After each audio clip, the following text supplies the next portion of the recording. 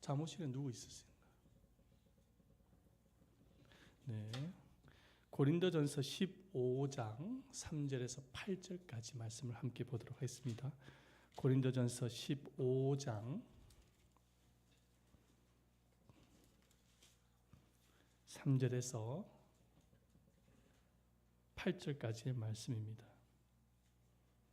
신약의 282페이지에 있습니다. 282페이지 3절에서 8절까지 말씀입니다.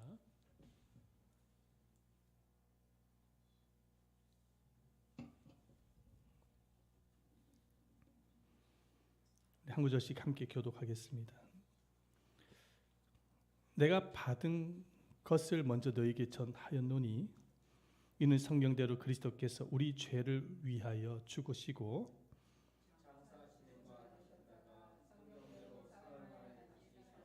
게바에게 보이시고 후에 12 제자에게와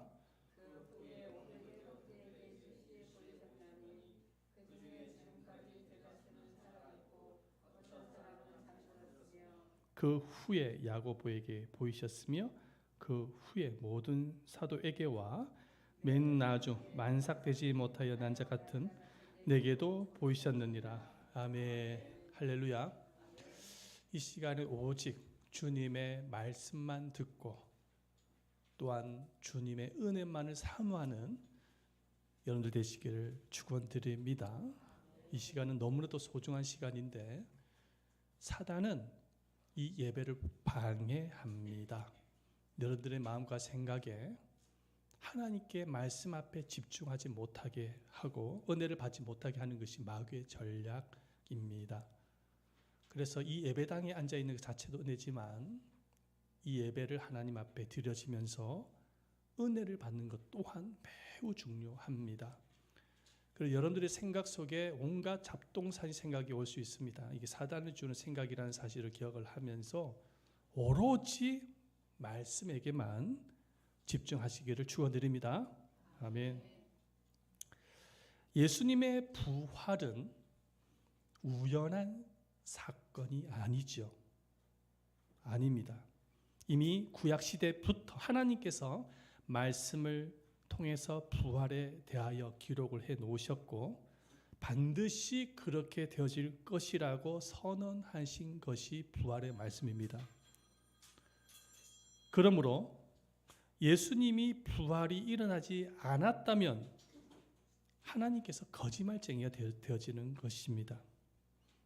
예수님께서도 제자들을 3년간 데리고 다니면서 자신의 부활에 대해서 세 차례 말씀을 하셨습니다. 그 중에 한 예가 마가복음 8장 31절 말씀인데 보겠습니다. 인자가 많은 고난을 받고 장로들과 대제사장들과 서기관들에게 버림바 되어 죽임을 당하고 사흘 만에 살아나리라 라고 말씀을 하셨습니다. 예수님께서 제자들에게 이미 자신의 부활에 대해서 예언을 하신 거예요. 벌써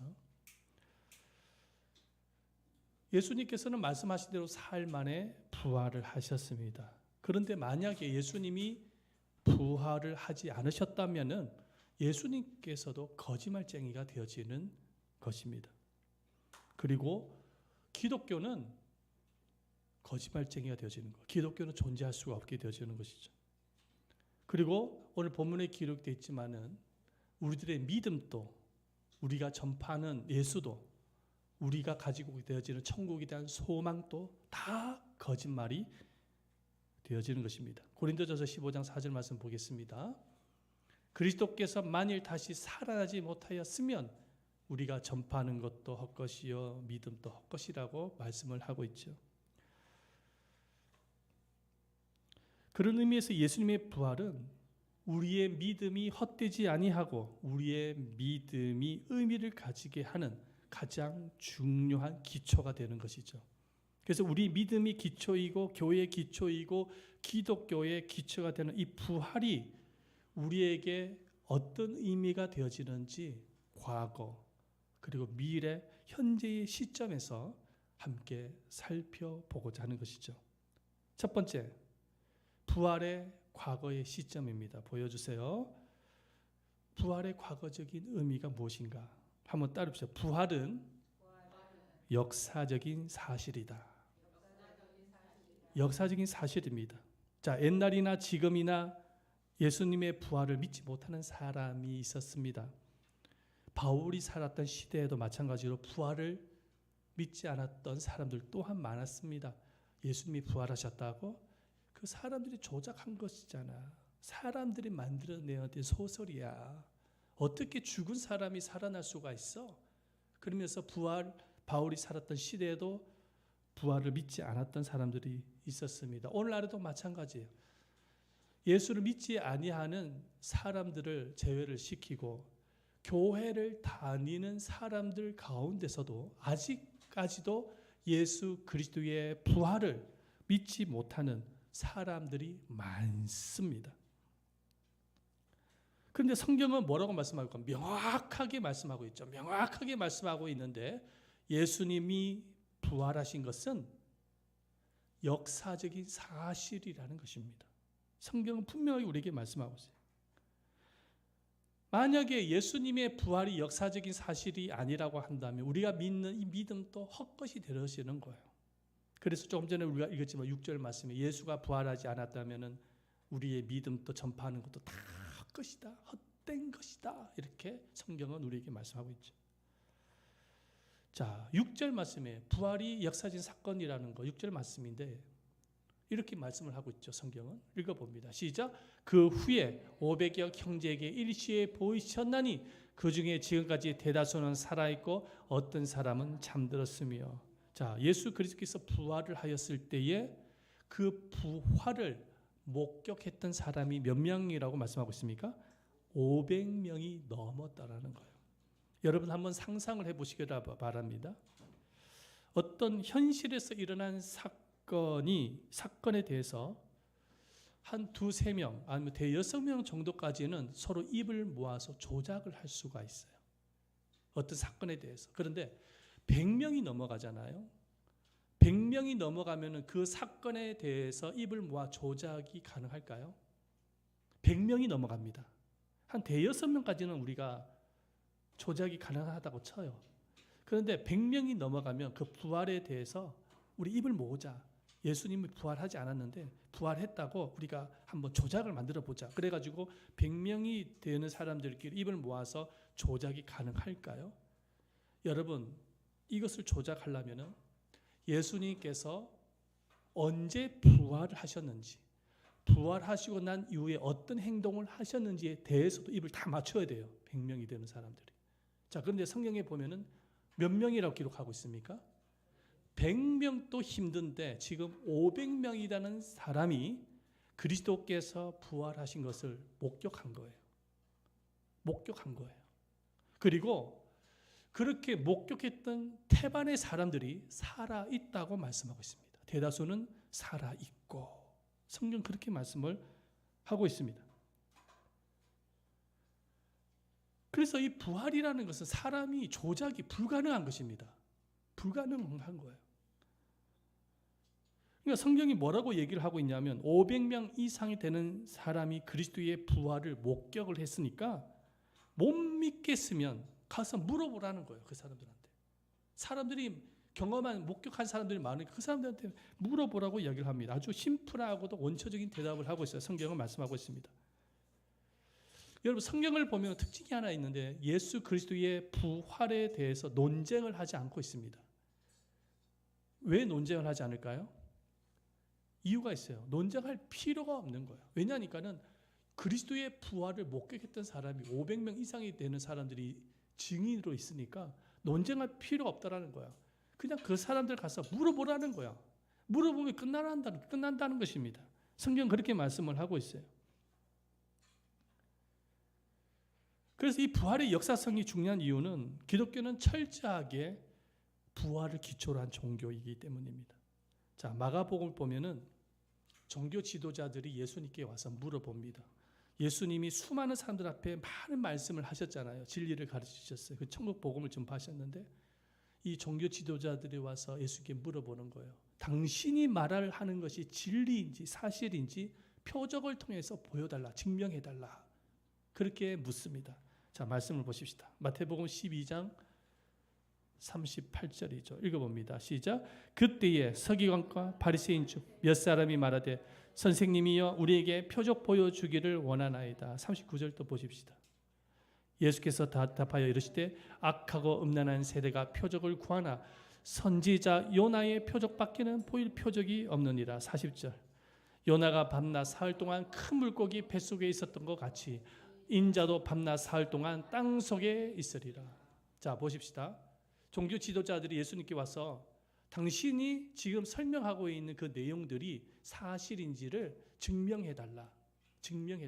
그것을 증명을 하는데 당신이 정말로 하나님이라면 표적을 통해서 증명해달라 이렇게 이야기하는 거예요. 그런데 예수님이 뭐라고 말씀하시냐니까 그래 내가 너희들에게 보여줄 표적은 요나의 표적밖에 없다.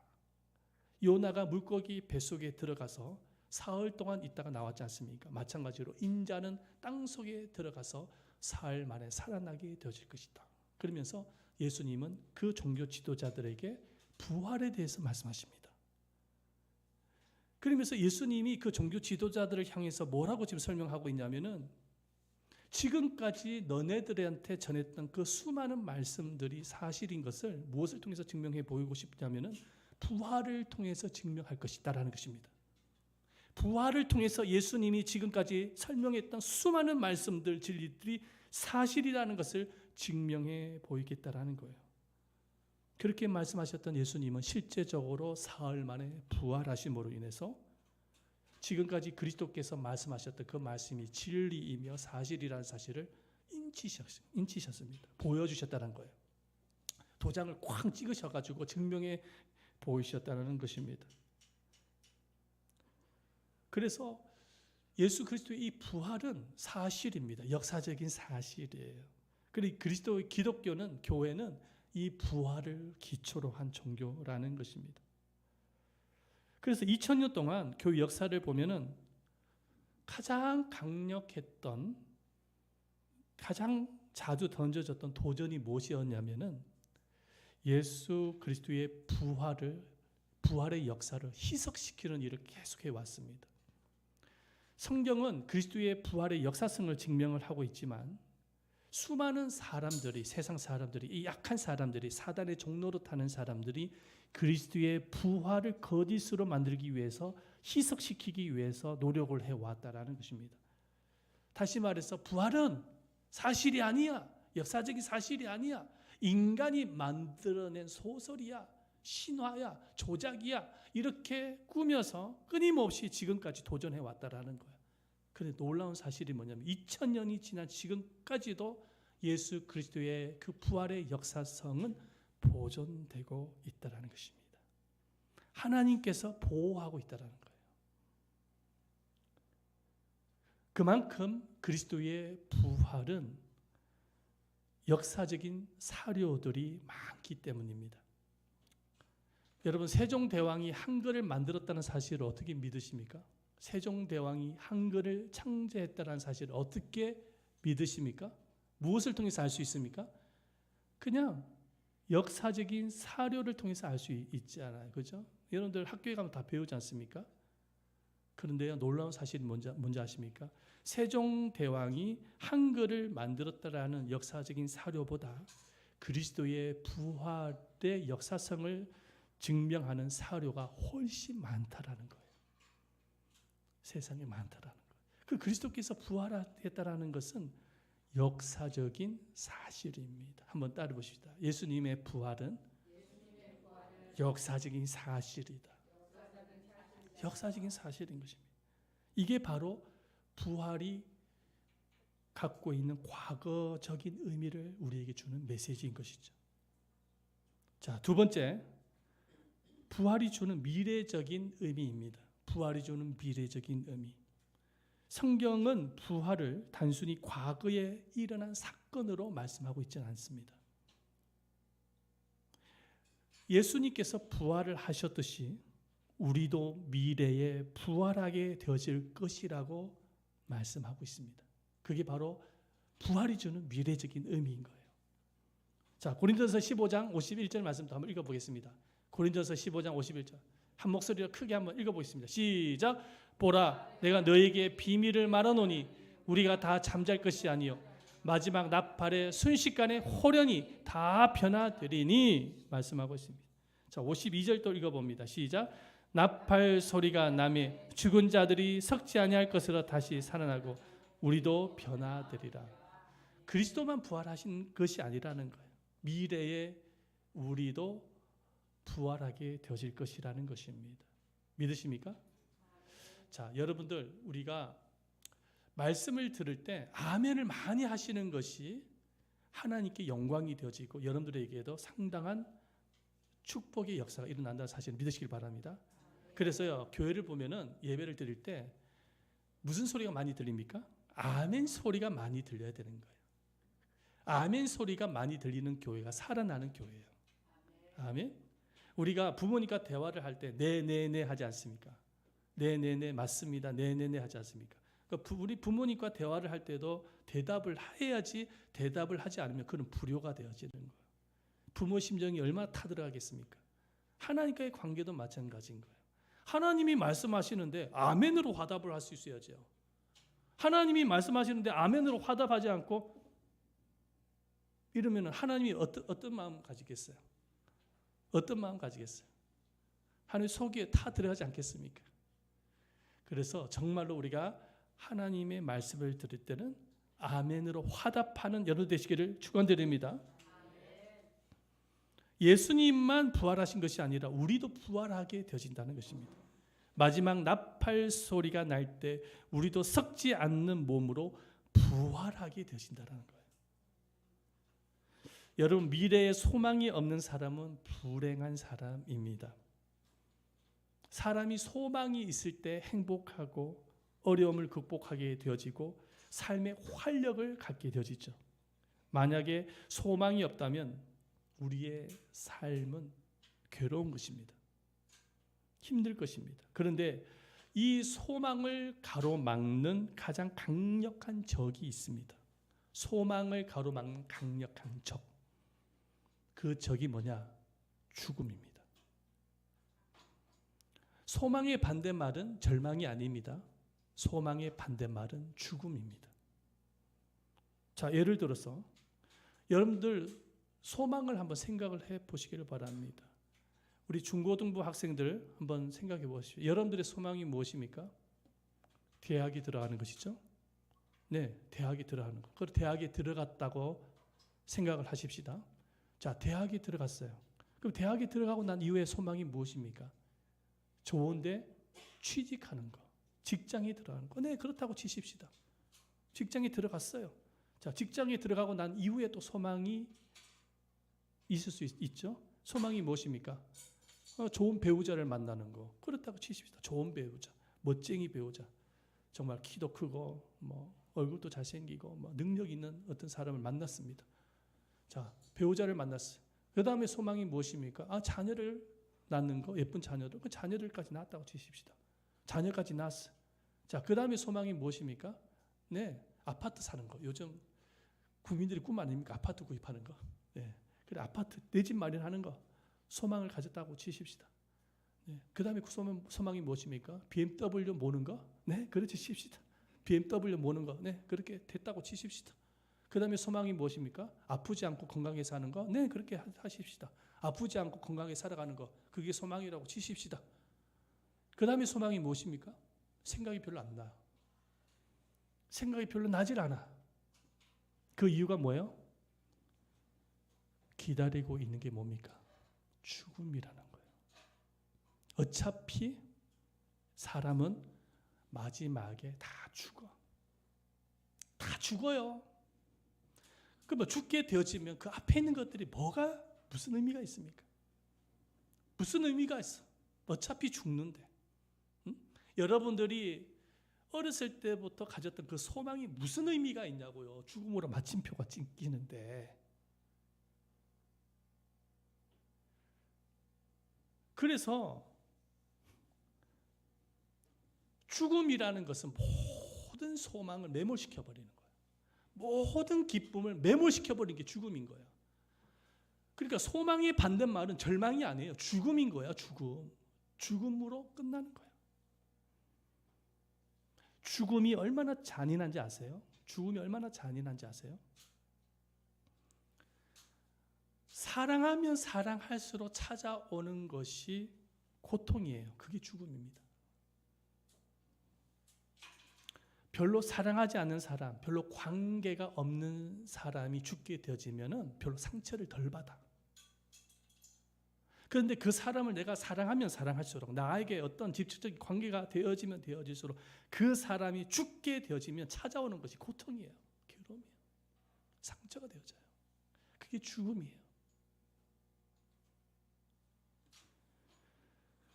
죽음은 하나님께 속성과 정반대입니다. 하나님의 속성이 무엇입니까? 우리는 하나님을 사랑하면 사랑할수록 찾아오는 것은 행복이요 기쁨입니다. 그러나 죽음이라는 것은 내가 사랑하면 사랑할수록 찾아오는 것이 고통이에요. 아픔이에요.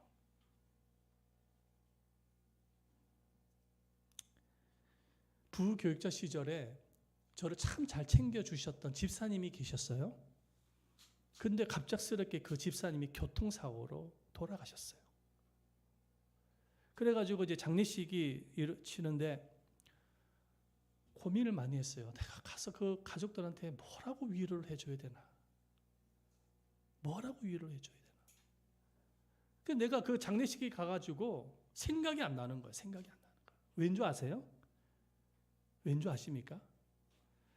내가 위로를 해준다고 해서 위로가 되는 게 아니에요. 초상집에 위로를 해준다고 해서 위로가 안 돼. 죽음이란 게 그런 거예요. 그냥 거기서 차려주는 밥 먹고 힘내세요 한마디 다 하고 왔어요. 그냥 기도하고 기도해주고. 여러분 죽음이라는 것이 바로 이런 것입니다. 여러분 죽은 정말 초상집에 여러분들이 위로를 한다고 해서 위로가 되는 게 아니에요. 죽음은 바로 이런 것들인 거예요.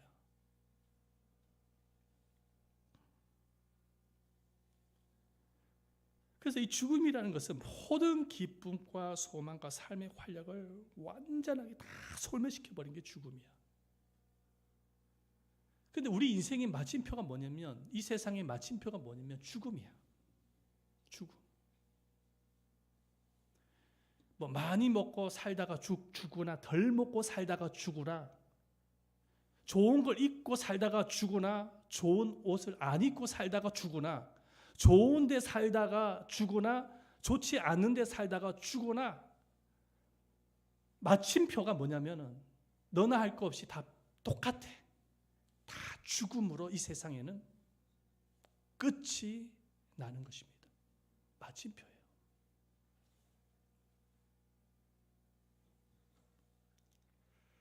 근데 부활이 주는 미래의 메시지가 있습니다. 부활이 주는 미래의 메시지가 있다는 거예요. 그 미래의 메시지가 뭐냐면 죽음이 끝이 아니라는 거예요. 그게 부활이 주는 메시지인 거예요. 여러분 사랑하는 사람이 죽었다고요? 부활이 주는 메시지가 있습니다. 나중에 만난다는 거예요. 부활해서 만나게 되신다는 거예요. 천국에서 만나게 되신다는 거예요. 먼저 간 사람들의 마음이 먹먹하다고 자꾸 생각이 나고 먹먹하다고요? 부활이 주는 메시지가 있는데 나중에 만나게 되신다는 거예요. 이게 부활이 주는 메시지인 거예요.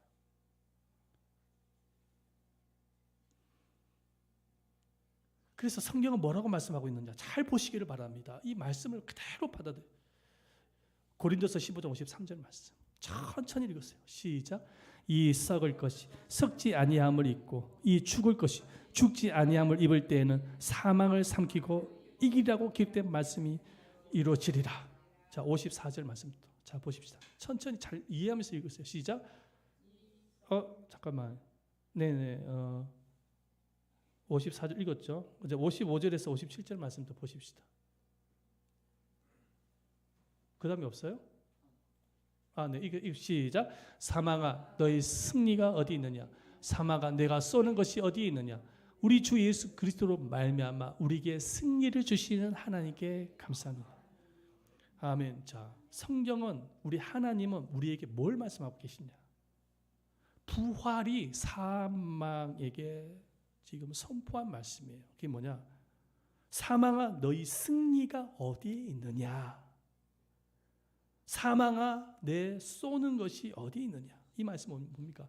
부활이 사망을 이겼다는 것입니다.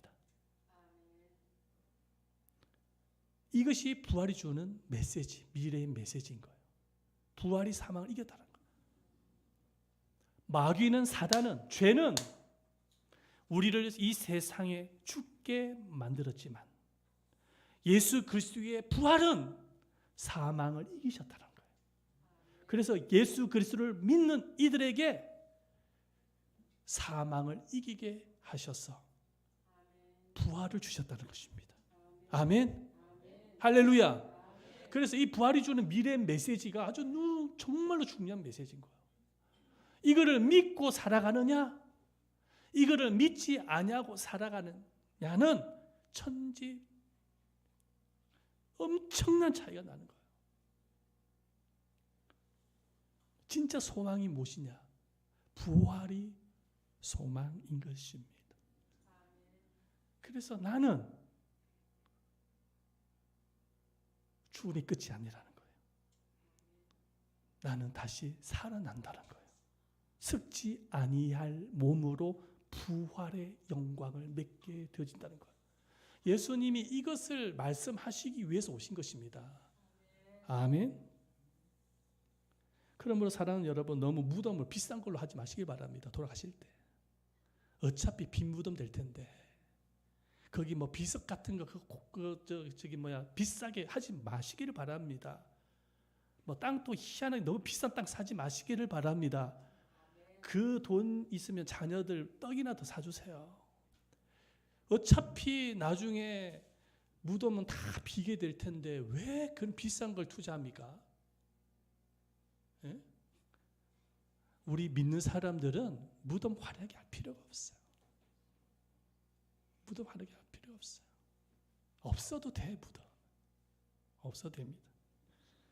자, 세 번째 부활이 주는 현재적인 의미입니다. 말씀 보십시다. 고린도서 15장 8절 말씀이에요. 읽어봅니다. 보여주세요. 빨리빨리 해주세요. 시작. 맨 나중에 만삭되지 못하여 난자 같은 내게도 보이셨느니라. 아멘. 부활하신 예수님이 사도 바울에게도 보이셨다라는 거예요. 사도 바울은 예수님의 제자가 아니에요. 나중에 예수를 만난 사람이죠. 우리같이. 근데 예수님이, 부활하신 예수님이 사도 바울에게도 자신의 부활을 보여주셨다는 것입니다. 그래서 사도 바울이 이 이야기를 하는 거예요. 만삭되지 못한 나에게도 보이셨다. 부활하신 예수님이 자기 보여주셨다라는 거예요. 그래서 바울이 예수를 믿게 되고 큰 소망을 가지게 됩니다. 이것이 바로 부활이 현재에 우리에게 주신 메시지인 것입니다. 부활하신 예수님은 지금 또 살아 계셔서 함께 하신다라는 것입니다. 이게 현재에 주신 메시지예요. 현재 함께하고 계신다는 거예요. 그 부활하신 예수님이 우리 안에 오셔서 여러분들의 기도를 들으시고 기도를 응답해 주시고 여러분들을 돌봐주시고 지켜주시고 푸른 초장으로 인도해 주시는 것입니다. 이것이 바로 부활의 메시지, 현재 주는 메시지라는 것입니다. 그런데 사도 바울만 부활하신 예수님을 경험하는 것이 아니에요. 우리가 예수를 잘 믿고 주님이 말씀하신 대로 십자가를 지고 주님의 길을 따라가면, 우리도 주님의 발자취를 따라가면, 순종의 길, 헌신의 길로 가면 부활을 경험하게 됩니다. 부활하신 예수를 만나게 되어지고 부활의 기쁨을 경험하도록 축복하십니다. 이게 현재 주는 메시지인 것입니다. 그래서 신앙생활의 진짜 믿음, 신앙생활의 진짜 맛은 뭐냐? 부활하신 예수님을 만나는 것이고 경험되어지는 것입니다. 지금 또 부활하신 주님이 살아계시기 때문에 그렇습니다. 신앙생활의 진짜 능력이 무엇이냐? 부활의 능력을 체험하는 것입니다. 그리스도의 부활의 능력이 우리 삶 속에도 나타날 수 있습니다. 그리스도께서 여러분들과 함께 하시기 때문인 것입니다. 사랑하는 여러분, 예수님은 부활하셨습니다. 그 부활은 과거, 미래, 현재 큰 의미를 가지고 있습니다. 이 놀라운 부활의 의미를 가슴에 새기면서 부활하신 주님께 감사하고 경배를 드리는 여러분 되시기를 바랍니다. 그리고 이 부활의 기쁜 소식을 여러분들만 갖고 계시지 마시고 가족들에게, 주변 사람들에게 널리 전파하는 여러분들 되시기를 바랍니다.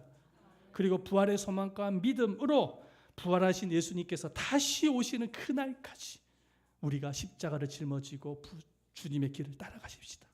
순종의 길, 헌신의 길로 가십시다. 부활하신 주님이 세우신 이 아름다운 교회를